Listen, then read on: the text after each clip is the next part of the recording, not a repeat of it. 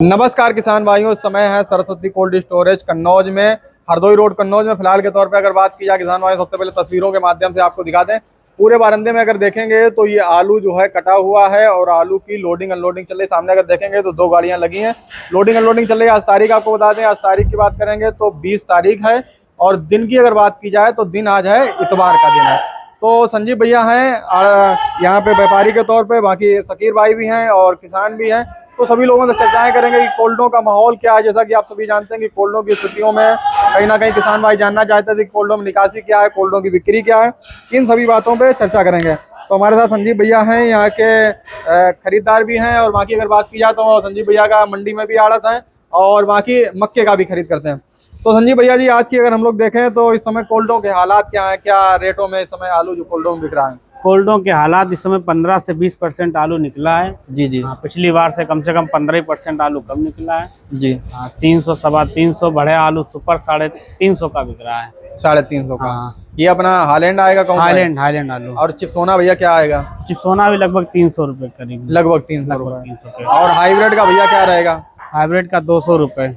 Hybrid का 200 रुपए। हाँ, 200। कोल्ड भाड़ा इसमें अलग से रहेगा? कोल्ड वाला अलग से। कोल्ड भाड़ा अलग से है। अच्छा, इस समय तो अब थोड़ी लग रहा है कि कटाई थोड़ी रफ्तार बढ़ी है क्या? अब बड़ी है पर पोजीशन डाउन ही हो रही डेली बाई डेली मंडियों में। हाँ, मंडी अब किसान भी बेच रहा है इस भाव में। 600-700 में बेचा नहीं, 600 में बेचा नहीं, 500 में बेचा नहीं, अब 400 350 के जब बाजार, अब किसान भी बेच रहा है।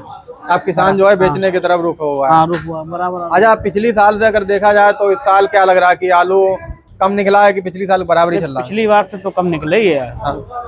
काफी, मेरे ख्याल से 10% से तो कम है नहीं। पिछली बार से 10% हम लोग पीछे हैं। लगभग में 10%? लगभग में।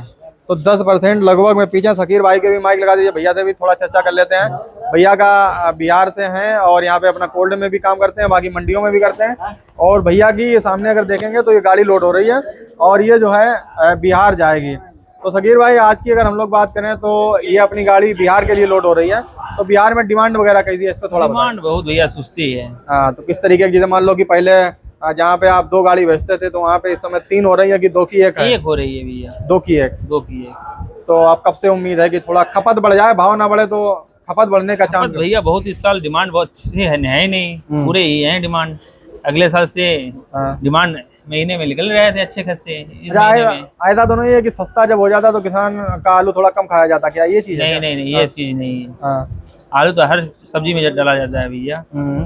डिमांड रहना चाहिए, डिमांड है नहीं। जुलाई अगस्त में डिमांड अच्छे रहते हैं आलू के। सावन भी लग जाते हैं जुलाई में, सावन में डिमांड थोड़ा बढ़िया बन जाता है। इस साल अच्छे डिमांड है नहीं और वही कारण है कि कहीं ना कहीं भाव में सुस्ती है।